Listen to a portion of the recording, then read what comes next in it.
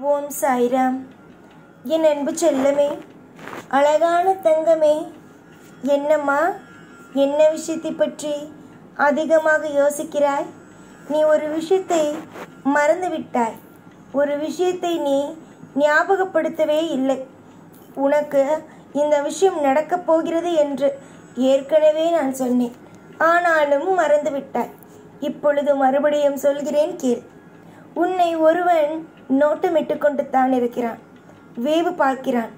உன் மீது பொய்யான பழியை போடலாம் என்று ஆசையும் படுகிறான்.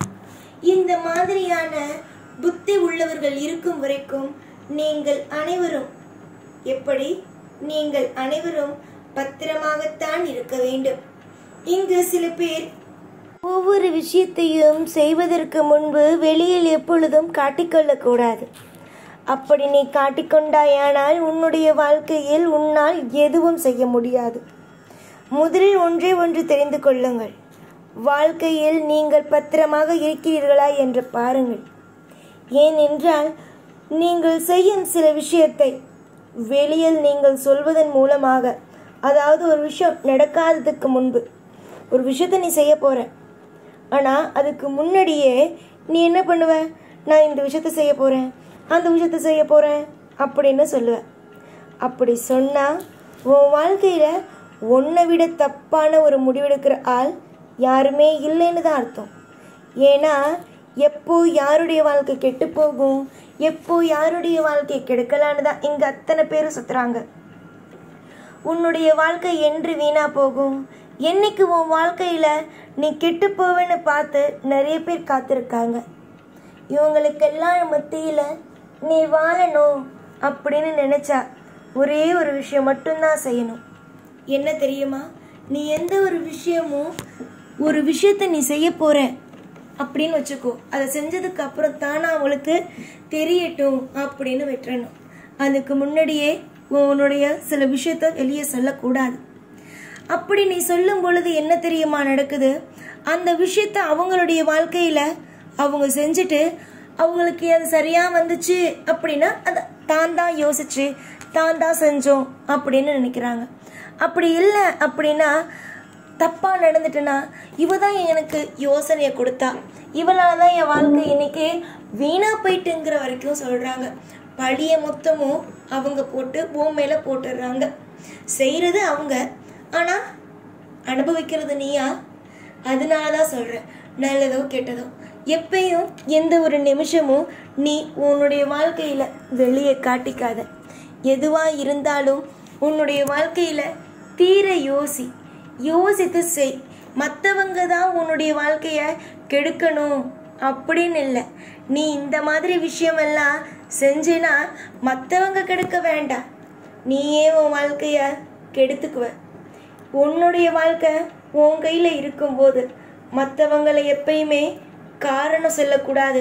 இவங்களால தான் என் வாழ்க்கை போயிட்டு, அவங்களால தான் என் வாழ்க்கை போயிட்டுன்னு ஒரு பொழுதும் மற்றவங்களை எப்பயுமே சரிதான் குறை காமிச்சிட்டே இருக்கக்கூடாது. புரிஞ்சுதா? உன் வாழ்க்கையில் நிறைய காலம் நிறைய விஷயம் தொலைச்சாச்சு. இதுக்கு மேலே அத்தனையும் நல்லதான் நடக்கும். பொறுமையும் நம்பிக்கையும் வையுங்க, உங்கள் மேலே வையுங்க. அடுத்தவங்களை நீங்கள் நம்புறீங்க இல்லை அப்படின்னு நான் சொல்லலை, எல்லாரையும் நம்புறீங்க. ஆனால் கண்மூடித்தனமாக நம்பி வாழ்க்கையை இழந்துடாதீங்கிறேன். புரிஞ்சிச்சா? எப்பயுமே ஒன்று தான், ஒரே ஒரு விஷயம் மட்டும்தான்.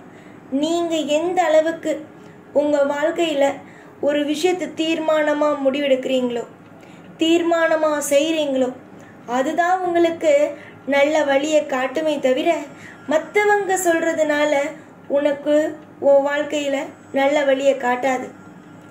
உன்னுடைய எதிர்காலத்துக்கு நீ தான் பொறுப்பு. உன்னுடைய அத்தனை விதமான ஆசையும் அத்தனை விதமான கவலையும் கூடிய விரைவாக போகும். நிச்சயமா நீ எதிர்பார்த்த சுப காரியம் நடக்கும். நான் இப்போ சொல்ல வந்த விஷயம் எந்த காரியமாக இருக்கட்டும், நீ என்னோட நண்பரோட நான் சேர்ந்திருந்து ஒரு வேலை செய்ய போகிறேன் அப்படின்னு செய்கிறதா இருக்கட்டும், இல்லை ஒரு விஷயம் நடக்கிறதுக்கு முன்னாடி மற்றவங்கள்ட்ட பகிர்ந்து கொள்றதா இருக்கட்டும், எதுவுமே வேணாம். ஏன்னா நீ யதார்த்தமாக செய்கிறது மற்றவங்க அவங்க கவுடாக பார்க்குறதா இருக்கலாம், இல்லை உன்னுடைய வாழ்க்கையில் நோட்டம் விட்டு பார்க்குறதா இருக்கலாம். எல்லாமே உன்னை விட்டு போகும், உன் பேர் கெட்ட பேராக மாறும். நான் ஒரு நபருக்கு ஒரு விஷயத்த சொல்கிறேங்கிற பட்சத்தில் அந்த நபர் அதை தீவிரமாக பிடிச்சிக்கிட்டு இது நம்மளுடைய அப்பா சொல்கிறாரு, நமக்கு எல்லாமே நல்லதாக தான் சொல்லுவாருன்னு நம்பி பேச்சை கேட்டால் எந்த ஒரு விஷயத்திலையும் பாதிக்க போகிறதில்ல. ஆனால் அதுவே என்ன சொல்கிறது, நம்ம என்ன கேட்குறது அப்படின்னு இருந்தீங்க அப்படின்னா நிச்சயமாக பாதிக்க போகிறது நான் இல்லை, நீங்கள் தான். தெய்வங்கிறது வழிகாட்டும், உங்களுக்கு இதுதான் வழி அதுதான் வழின்னு சொல்லும். ஆனால் தெய்வம் சொல்கிறது எதையும் காதில் வாங்காமல் உங்கள் இஷ்டத்துக்கு நீங்கள் இருந்தீங்க, தெய்வம் காட்டுற வழியில் போகாமல் உங்களுடைய வாழ்க்கையில் தவறாக சில விஷயத்தை நீங்கள் செய்கிறீங்கிற பட்சத்தில் அனுபவிக்க போகிறது தெய்வம் இல்லை நீங்கங்கிறத முடிவு பண்ணிக்கோங்க. உங்களுக்கு தெய்வம் சில பேர் நினைக்கிறாங்க நேரில் வந்தால் தான் நான் நம்புவேன்னு. ஆனால் ஒரு தெய்வம் அசிரியாக கூட சில நபரை காப்பாற்றும். இப்போ நான் உன்னை காப்பாற்றுறல்ல, அந்த மாதிரி அசிரியாக காப்பாற்றும், கனவுல தோன்றி காப்பாற்றும். புரிஞ்சிச்சா? உன்னை என்னைக்கும் காப்பாற்றுவேன், வழி நடத்துவேன். உன்னுடைய அத்தனை விதமான காயங்களுக்கும் மருந்து நான் போடுவேன். என்னுடைய பிள்ளைங்களுக்கு இன்பத்திலேயும் துன்பத்திலேயும் எல்லா விஷயத்திலேயும் மிகப்பெரிய ஒரு அளவுக்கு மாற்றத்தை கொடுப்பேன். என்னை நம்பி நீதான் எல்லான்னு வந்து நின்னவங்களுக்கு வழி துணையாக இருப்பேன். என்னுடைய பிள்ளைங்க இன்னைக்கு கஷ்டப்படலாம், ஆனால் நாளைக்கு கஷ்டப்படுவாங்களா அப்படின்னு கேட்டால் கண்டிப்பாக அடித்து சொல்லுவேன், என் பிள்ளைங்க கஷ்டப்பட மாட்டாங்கன்னு. அவ்வளவு பத்திரமாகவும் அவ்வளவு பாதுகாப்பாகவும் என் பிள்ளைங்களை நான் பாதுகாத்து வச்சிருக்கும்போது என்ன கவலை? கவலை என்னைக்கும் மனுஷனாக இருந்தாலும் சரி, மிருகமாக இருந்தாலும் சரி, யாராக இருந்தாலும் சரி, கவலைங்கிறது எந்த ஒரு நபருக்காக இருந்தாலும் வரதான் செய்யும்.